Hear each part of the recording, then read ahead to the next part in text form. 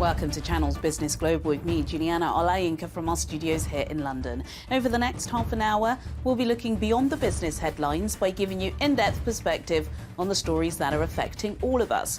Coming up on today's show, Rishi Sunak has this week marked his 100 days in office as British Prime Minister, but there is likely to be no celebration party for the embattled leader who is struggling to keep the country from falling apart.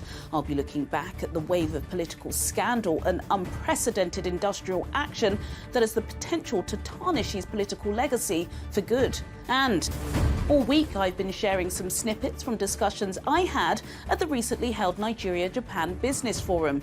Today I'll be sharing my full report with some additional insights from Charles Owe, the CEO of the commodities trading firm Amenzi International Limited, who will be joining me direct from Tokyo. Then later we'll be looking back at some of the biggest business news stories of the week. But first, let's start the show with a story that continues to make headlines here in the UK and across the world. This week marks 100 days since Rishi Sunak was appointed Prime Minister of the United Kingdom and Northern Ireland. And I think it's fair to say that the honeymoon period is well and truly over for the embattled leader, as well as contending with significant scandal among his most senior MPs, which led to him sacking the chairman of the Conservative Party, Nadeem Zahawi, over tax offences. His Deputy Prime Minister, Dominic Raab, is also being investigated over serious bullying claims by a number of civil servants who have worked with him over the years. Away from the political infighting, the mood music of the country is incredibly bleak and reached a critical juncture on Wednesday this week when swathes of office staff were forced to work from home on Wednesday as widespread industrial action closed schools and crippled Britain's rail network. Nearly 500,000 UK workers downed tools that day, demanding for pay rises that will do more to combat the crippling rise in the cost of living. I think people today are standing up for a fair pay rise, but they're also standing up for the services that they deliver. And it doesn't matter whether it's our schools, our hospitals, our railways. We've got public services in crisis in this country, and imposing a real terms pay cut on the workers delivering those services won't help one iota. So the government needs to take responsibility. Rishi Sunak and Jeremy Hunt need to come out of hiding, get round the table and deliver on public sector pay. Mr. Speaker, back this week in terms of what is actually happening to the people of this country. He voted this week with the unions to oppose minimum safety levels. He voted with Just Stop Oil to water down the public order bill. And what do the unions and Just Stop Oil have in common? They bankroll him and his party, Mr. Speaker. So while he sides with extremist protesters and union bosses, we stand up for hard-working Britons and school children. After 13 years in power, trying to blame the Labour Party for his failure to sort out the strikes it's rank pathetic. The Tory party's addiction to sleaze and scandal has done huge damage to this country, and the cost to the public keeps adding up. We've got a justice system letting murderers walk the streets, heart attack victims waiting hours for an ambulance, an economy that's shrinking quicker than his leadership. And even I couldn't quite believe it when I saw that his government is expecting taxpayers to pay the legal fees for the member for Uxbridge defending himself over his lockdown rule breaking. £250,000. Surely even this Prime Minister can put his foot down, stand up to his old boss and tell him he made the mess, he can pick up the bill. Mr. Speaker, he can't stand up to his union bosses. He can't stand up for Britain's school children today. And he can't stand up for the women in his party, Mr. Speaker. We're getting on, we're halving inflation, we're growing the economy, we're reducing debt, we're cutting waiting lists, and we're stopping the boat. While he can't even figure out what he believes in, we'll keep delivering for Britain. Now to our next topic. You may have noticed that throughout the week I've been sharing some behind-the-scenes interviews from the time I spent on the ground in Tokyo for the federal government's first ambitious business summit of the year. Up to 50 companies, organisations and government agencies participated in the talks, which were billed as a tangible follow-up to successive Tokyo International Conference on African Development Summits. or TICAD.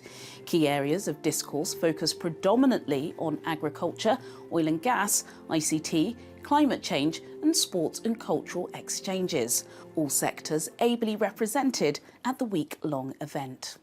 Now that the whole world is going back to normalcy after COVID-19, we look forward to engaging again with our partners from Nigeria and Japan to accelerate business and investments between the two countries.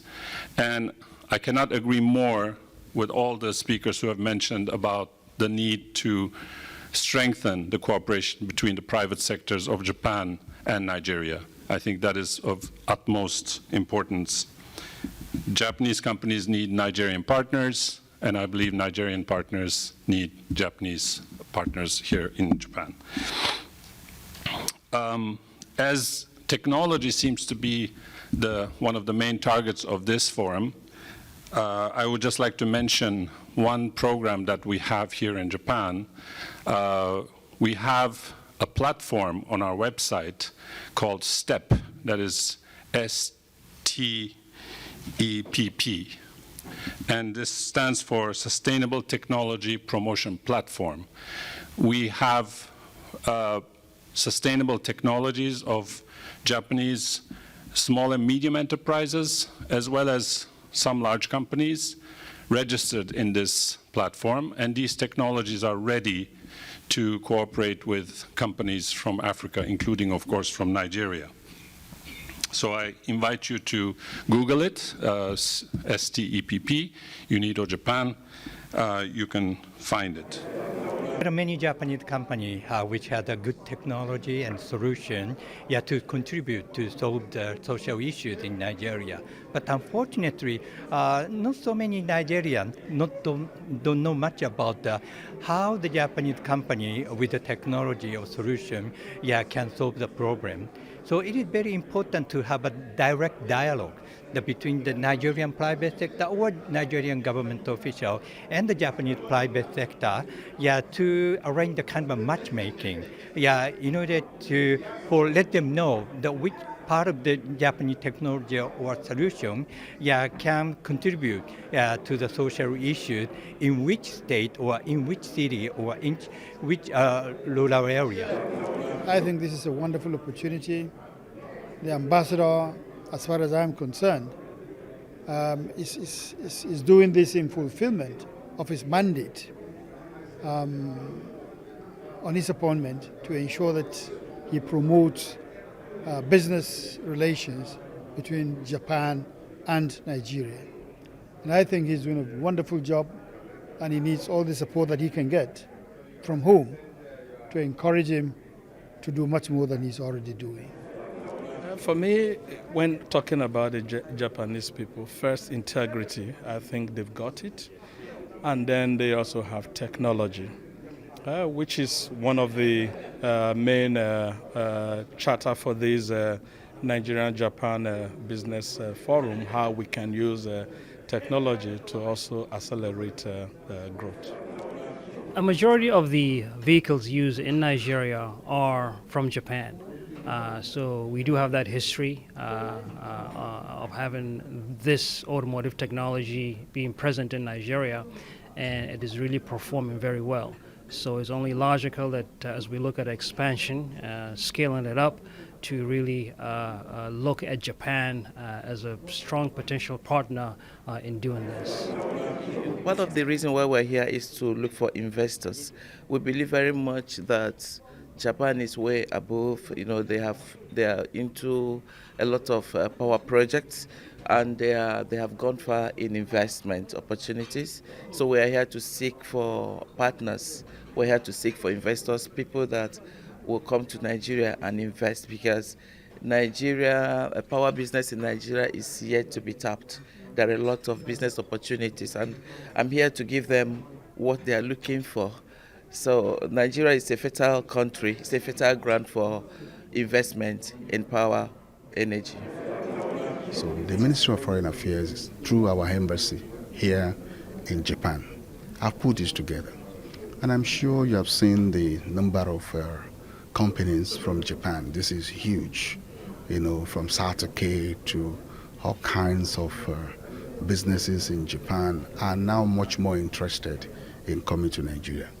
Now the participation from Nigeria too is very encouraging, and I'm talking in terms of the business sector, the private sector. Here today we have NACIMA, which is the national body, but we also have several bilateral chambers of commerce that are also represented here. Apart from that, individual businesses are here. Talk about Senate Caress, that is into logistics, who really want to have a very blooming relations in the Asia, particularly with Japan. News Engineering is a company in Abuja, and there are a lot of agricultural value chain companies that are coming up to participate in this event. Today is the first day, and you can see how powerfully the Japanese were here, from the Ministry of Trade and Investment, from their Ministry of Foreign Affairs. The Japanese ambassador to Nigeria is here, and their speeches show a lot of enthusiasm. Their speeches shows that their government is ready. And you probably had the Japanese Prime Minister recognizing the challenges of their aging society. And when there is a vacuum like that, it is your partner that can easily come in. And so Nigeria is really hoping that we will become a strategic partner with Japan.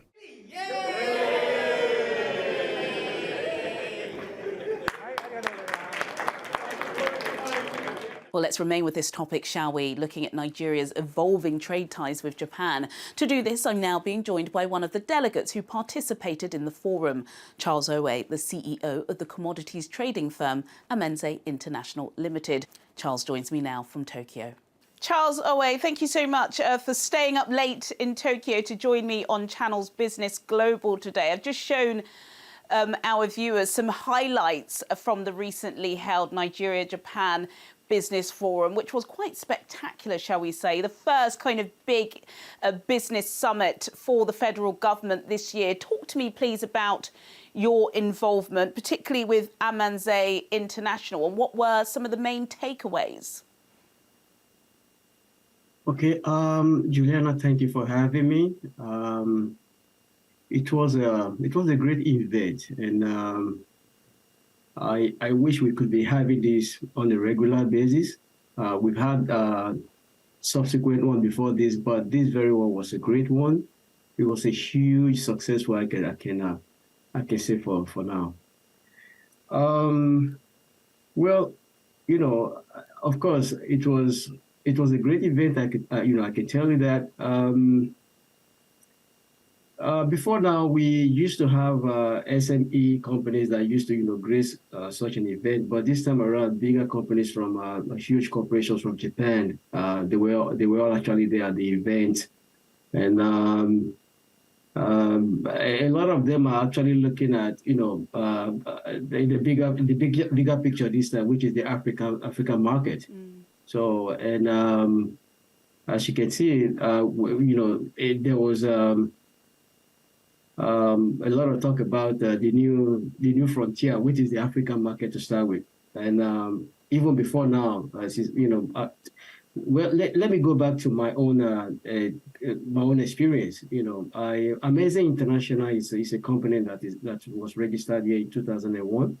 We've been doing business in Japan for close to 20-something years plus now, and we started when a lot of corporations were actually finding it very difficult to do business in Japan, especially when it comes to the African settings. But we've set the goal, we've set the standard, and we actually have a lot of experience and want to share with people who wants to do business with Nigeria. Before I let you go, let's hear some of your Japanese to see if it's any better than your English. Okay, so if I want to say good night to you now, I may say kumbawa, and the other if I want to say thank you, arigato gozaimasu. If I want to say see you next time, mata yoroshiku onegai shimasu. And for the Nigerians who wants to do business here, minasan dozo yoroshiku onegai shimasu. I'm inviting everyone to Japan. So our heads are open. I mean, we have an open arms for any Nigerians who wants to do business here. So the door is open. I'll leave it up to our viewers, Charles, to see whether or not your Japanese is better than your English. Thank you so much, Charles Owe, CEO of Amenze International. Thank you so much for staying up very late for us to give us those insights. Thank you, Charles. In a moment, I'll be speaking with Timothy Modu, a strategist and an emerging power analyst, for his assessment on Africa's divisive stance on Russia's war in Ukraine. But until then, here's Teniola Oyetayo with a breakdown of the biggest business news stories of the week. The Bank of England has raised interest rates to a 15-year high of 4%, and a move that is expected to add nearly £50 a month to the average borrower's mortgage payments. The central bank governor, Andrew Bailey, said there are increasing signs that the rate of inflation is slowing in the country after cooling to 10.5% in December from a peak of 11.1% in October. According to data released by the Office for National Statistics, Shell's profits have doubled to an all-time high of almost $40 billion in 2022, as Europe's biggest oil and gas group benefited from soaring energy prices following Russia's invasion of Ukraine. During the final 3 months of the year, the blue-chip firm reported profits of $9.8 billion, easily beating analysts' forecasts of just under $8 billion for the fourth quarter. British opposition parties both responded to the announcement by calling for the Tory government to impose a tougher windfall tax on North Sea oil and gas producers. The German economy unexpectedly fell in the fourth quarter, according to data released by the country's Federal Statistics Office. GDP decreased 0.2% from the previous 3 months, a sign that economists say showed that Europe's largest economy may be entering a recession as an effect of the war in Ukraine. Last week, the German government revised up its economic forecast for 2023 and now foresees GDP growing by 0.2%. This is up from an autumn forecast of a 0.4% decline. Teniola Oyetayo for Channels Business Global. Thanks, Tenny. Now to our final topic. February the 24th marks the first anniversary of Russia's invasion of Ukraine. The crisis has killed hundreds of thousands of people, left 5.9 million Ukrainians internally displaced, and nearly 8 million refugees from Ukraine have been recorded living in neighbouring countries. While the world has been impacted with higher prices for natural gas and a stark shift in geopolitical allegiances, Africa's divided stance on the Russian invasion has courted a wave of criticism, particularly as South African government officials recently referred to Russia as a friend. To help me unpack this, I was earlier joined in the studio by Timothy Modu, a strategist and an emerging power analyst. Timothy Modu, it's an absolute pleasure to have you in the Channels Business Global studio today. February 24th marks a year, can you believe it, since the onset of this illegal invasion of Ukraine by Russia. If you are living in the global north, like we are, then of course you're hearing about all of the negative impact this is having on citizens, including here in the UK. Yep. Sky-high rocketing inflation because of our reliance upon natural gas. But what are your thoughts on the impact this is having on Africa, which is something we don't typically talk about, but of course this is affecting all corners of the globe? Listen. Thank you, Juliana, for having me. It's always a pleasure to give an opportunity to speak on this. It's a very important milestone, 1 year into this war that we didn't know anything about. It's the impact of it is just devastating for Africa. It is something that, if you think of the situation where Africa have been just coming out of the COVID situation, you look at all the indices, everything just indicates that the worst thing that could happen to Africa is another burden of something that they don't know anything about coming in and then hitting us hard. So it's sad that this war has continued up to this point. What we know for sure is that it's benefited nobody. You have, on the 24th of this month, you will have 1 year, 12 months of this. And in this process, thousands of people have died. Hundreds of thousands. Exactly, have died. And you have people who, 14 months ago in Ukraine didn't even know what's about to hit them. 8 million of them have to be displaced. About 7.9 million of that number have to find themselves somewhere to live. So overall, it's something that we're still asking questions to understand what is the reason, what's the rationale, what's behind it, because the costs to everybody is unbelievable. There have been waves of criticism about Africa's stance, particularly sub-Saharan Africa's stance, a neutral stance. Right. Some would say that neutral stance in the war is becoming slightly friendlier to Russia. I believe there was a trip by Sergei Lavrov, the foreign minister, to South Africa, where diplomats in South Africa openly called him a friend. We haven't seen Sergei Lavrov smile in a while. He was certainly smiling. Yeah. When he was in South Africa, this has triggered criticism from the White House and various other places. What are your thoughts on Africa's stance on this war? Should we be joining the allies in the global north and in the west in condemning this invasion? Well, there are two angles to it, and I will be brief on this. One is the geopolitical nuances, new knowledge that we've just gained. COVID gave us some ideas, but this war, it really exposed Africa to the point where we're at a point of no return now. The concept of global north and global south, we are actually onlookers. If you go deep into it, we're not really either. So the position Africa should be taking, and this is very important, is to begin to look at what I call Africa consensus. Africa to have their own consensus of their position with global north or global south on issue. If you look at the voting in particular, the UN voting that happened, Brazil, even though they were part of BRICS, actually did vote against Russia's wish, even though they were part of BRICS. So it tells you that actually some people, some countries have actually figured it out. And so Africa should have our own, what I call Africa consensus. Do we not have a consensus? The consensus being neutral, pro-Russia? No. I think the consensus I'm referring is to actually be proactive, right, and then operate from a position of strength.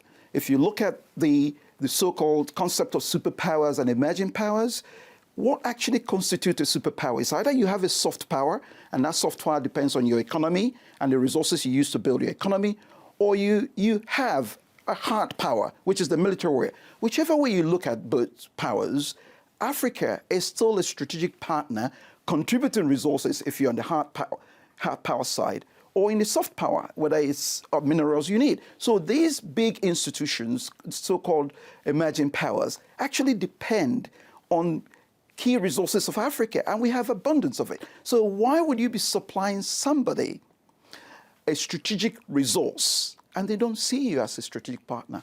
So that's what the consensus for me is. So we start from the position of strength and use our position of strength, what we have, and renegotiate our relationship with everybody. Global South, global North, it doesn't matter. Gosh, Tim, you've opened up a can of worms here whilst we're running out of time, but I do want to your response to this. Right. Are the criticisms from the White House about, let's talk about South Africa now, right, and they're calling Russia a friend, yeah, at a time when it's killing?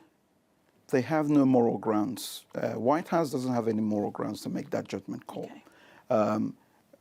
South Africa have demonstrated very clearly that they have the mind of their own. Yeah. And Africa need to learn from that. We are capable of making judgmental calls. Yeah. And we don't have to kowtow to anybody anymore. Goodness and that's me, it's such a fascinating discussion, and something I think we're going to have to revisit, yes, perhaps during or after that 1-year anniversary. Really insightful, feasting upon your knowledge. Timothy Modu, strategist and emerging power analyst. Thank you so much for your time today. Thank you. Thank you. Nice speaking.